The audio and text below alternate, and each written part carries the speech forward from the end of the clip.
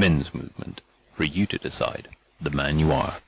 You know, one of the biggest problems with men wrongly accused is the aggregate of other men so willing to throw them under the bus. And if you've seen my previous video, if and when a woman has to change her behavior, and if not, why not, you will by now be aware of the culture of inaccurate reporting. Now don't get me wrong, as such, what I'm not talking about is men having each other's backs, but just for now one can observe it is possibly better to remain neutral than become a white knight in shining armor. You must know about the hashtag campaign, ViolenceIsViolence. If not, go watch it on Mankind Initiative's YouTube channel. So now what about women? So, by now, you'll know they coalesced an indignant contingent around the man when they could point fingers, but when the tables were turned, it was more or less a laughing matter for them when he was in trouble. It isn't the first time an experiment like this has been conducted. The American ABC channel did something rather similar a few years back. When feminists say they want equality, on this occasion, they're lying, and we can prove it. If you haven't already had a look at Man-Woman Myths videos on Duluth model and domestic violence 1 in 4 women, then you should have done. So go and have a look at that now. Meanwhile, here's a clip. It even has a video interview of Stephen Fitzgerald from Mankind Initiative, the people who made the hashtag campaign, ViolenceIsViolence. The Duluth model promotes the view that hitting is a conscious strategy by men to assert their dominance over women. It's so named because it was drafted after a single crime where a man killed a woman that took place in Duluth, Minnesota in 1981. The entire theory is based on this one event, yet it's applied to all men in domestic violence incidents as a model of male behaviour. This is equivalent to taking Margaret Thatcher as a representative model of all women. The Duluth model makes some serious assumptions about men.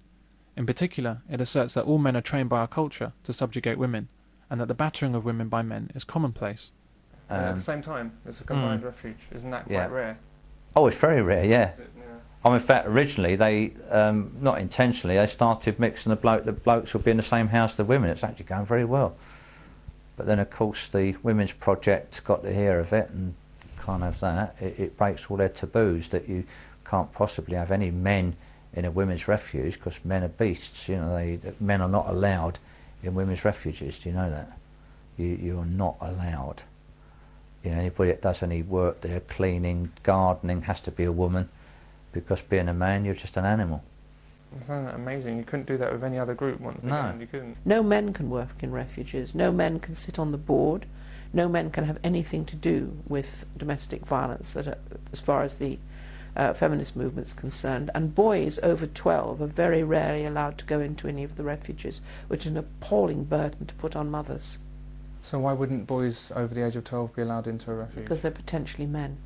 And all men, according to the feminist movement, are batterers and rapists because they are members of the patriarchy. In other words, they are born men, so they are born with the mark of Cain on their foreheads. And this ludicrous political ideology has funded the persecution of men and fathers and boys for the last 30 years, with the full connivance of all the agencies involved, including the government. The Duluth model states that the causes of a man's violence is never related to any problems that he might have, like drugs or previous abuse he has suffered, mental health issues, stress or alcoholism. The sole cause, according to the proponents of this model, are men themselves. Men are the problem.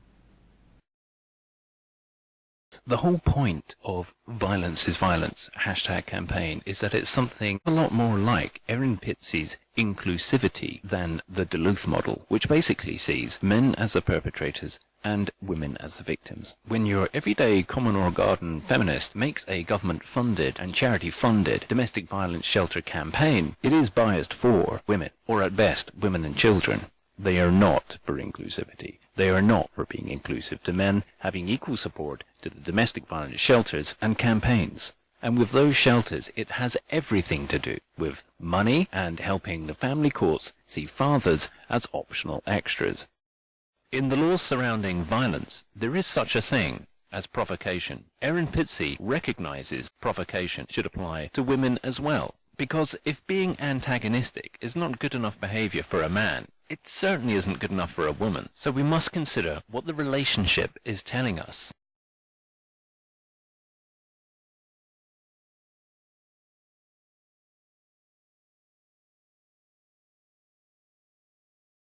I think the very early learning experiences with the first few mothers who came in, who got out of one violent relationship and seemed to be settling, and then would go out and recreate a violent situation with a new man and would come back bruised, began to make me realize that for some percentage of women, certainly not all of our women, I would say a third, where they were coming from violent homes themselves, they were attracted towards violence.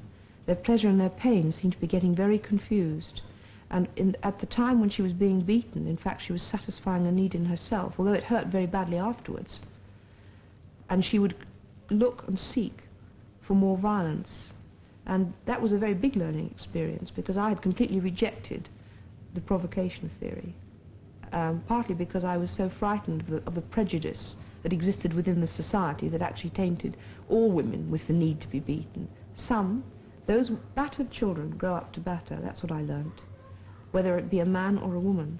And I now know that if a woman comes in with a history of violence in her own childhood, the chances are she will be probably violent to her children, and she will want to live on this knife edge of crisis and danger, and she has to learn about herself and why she needs those forms of danger.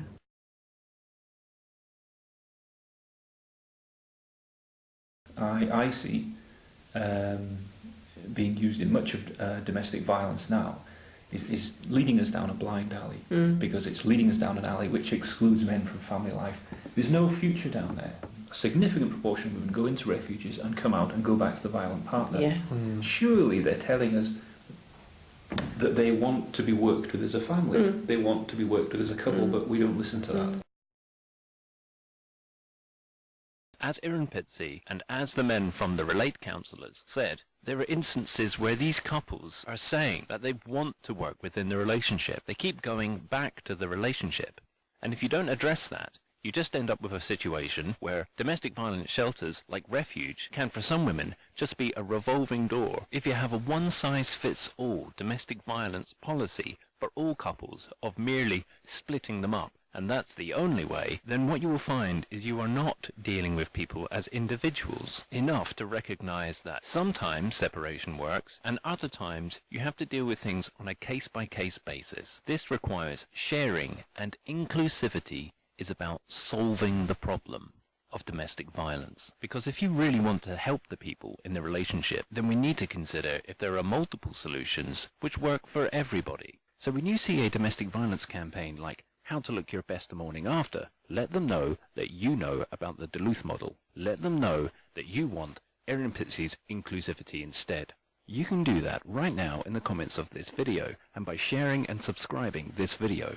Whatever it is that you are viewing this on, whether it's your YouTube, your Dailymotion, your Vimeo, your Facebook, or your Twitter accounts, when you see a YouTube star doing something like this, let them know the very fact she was gobsmacked to read the statistics means that as a proponent of the campaign, the onus is on her to verify from all angles if it is misleading to her audience. Women and kids, the lack of disavowal from those viewers who now know speaks volumes. Some might be naive, some might be a white knight in shining armor, and also, unless something changes around here, it looks like the majority of women support that. The men's movement approach is catching on. Just as with Stephen Fitzgerald of Mankind Initiative, the right team to be on when it comes to domestic violence campaigns is the inclusive team.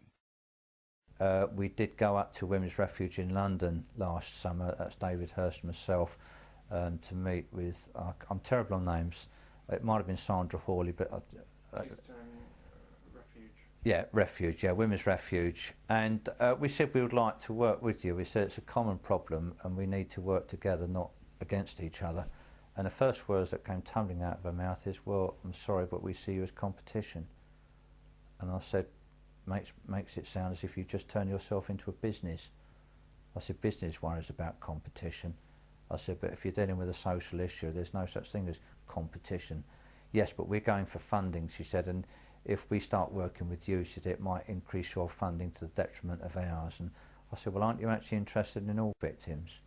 Well, no, not really. For those government, charities, celebrities who pick the women-only team for domestic violence campaigns, let's just say I wouldn't want to be on that boat when it goes down. And don't forget, there's something else. As per the video, even when a woman has to change her behavior, if you live in a country where you do not have a duty to rescue, you don't by default defend the woman. You just don't do it.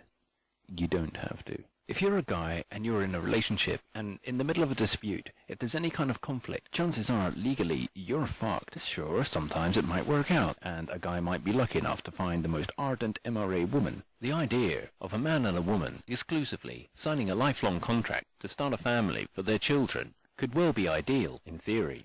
But with divorce rates at 42% in Britain and 50% in America, with those odds, I just can't recommend that. I'm not surprised these days men are deciding to stay bachelors. Men are deciding to go their own way. There are mainly 3 things you should remember from this video once you have subscribed to Mankind Initiative's YouTube channel also. First thing, when commenting about feminist campaigns such as Don't Cover It Up, #campaign, versus Violence is Violence, always point to the Duluth model, as mentioned in this video. Feminists can never deny it. And it is not just some radical feminist tool, but is actually mainstream. The second thing, to take action through Justice for Men and Boys, please visit Mike Buchanan's webpage via his YouTube channel. Mike is a machine when it comes to helping the men's movement. His Justice for Men and Boys blog is worth an RSS subscription. Mike wrote under his blog entry for the 15th of February 2014, further proof that the BBC doesn't give a damn about male victims of domestic abuse/violence. On January 19th, 2014, we lodged our first official complaint with the BBC concerning an episode of Newsnight during which only male perpetrators of domestic abuse and female victims were mentioned. Read on the rest of his blog and do support him and consider signing his petition. The third thing you should remember from this video, Mankind Initiative use the 60-40 ratio. Amongst those who refuse to consider that actual forcible violence between the sexes is about half and half, there is a misconception that the abuse women commit against men is not forcible violence for much of that percentage, somehow in contrast to men, which they perceive to commit much more violence by force. So let's take a second look at this government statistic, published quite recently in 2012. Non-physical abuse, i.e. emotional and financial abuse, was the most common type of abuse experienced by both female, 57%, and male, 46%, partner abuse victims. Female victims of partner abuse were more likely than males to suffer from non-physical abuse, threats, and sexual assault, but apparent differences between the sexes for abuse involving force and stalking were not statistically significant. Did you get that? Not statistically significant. So what else do we have here? We have sexual assault and non-physical abuse, mainly, with which to regard. The definitions of rape and sexual assaults, or similar, ever expand for women, yet often fail to include men. There exist additional double standards in legal precedents for either deceiving a woman into motherhood, as with tampering with contraception methods or similar, illegal for a man to do it to a woman, but not for a woman to do such things to a man. A video that covers a lot of ground on this is Men's Rights versus Feminist Rape Culture, explained using puzzle pieces. With these factors, plus the linked video,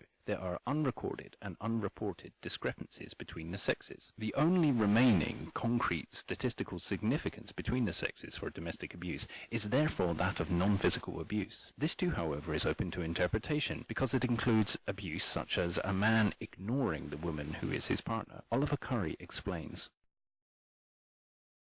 I don't think the 1 in 4 women have experienced domestic violence at some point in their lives is a valid figure, because apart from anything else, it was actually taken from women in refuges. There were no control groups. It isn't a proper analysis. Does that mean that, you know, of all of your friends, a quarter of them are being abused? And she went, well, no, I mean that over their whole lifetime, so not any given time. I said, okay, and what exactly counts as abuse under? What do you mean by abuse? Because this seems like an epidemic of what's going on. He said, oh, well, it means, you know, obviously, you know, knifing and stabbing and stuff, and murder, obviously, punching and kicking, and then also name calling and ignoring and stuff like this. So what it actually boiled down to was that over that whole spread of things, it meant that, you know, 1 in 4 women over the course of their lives will be ignored for a period of time by their partners. If you like this video on the hashtag ViolenceIsViolence versus Duluth model, take a look at these other channels on which these videos are broadcast, and then we'll see what we can do. Also, sign up to us on these internet locations. If you'd like to see how these feminists respond to the idea of inclusivity, then you absolutely have to watch the 2013 live debate which Erin Pitsey attended. Men's Movement, for you to decide, the man you are.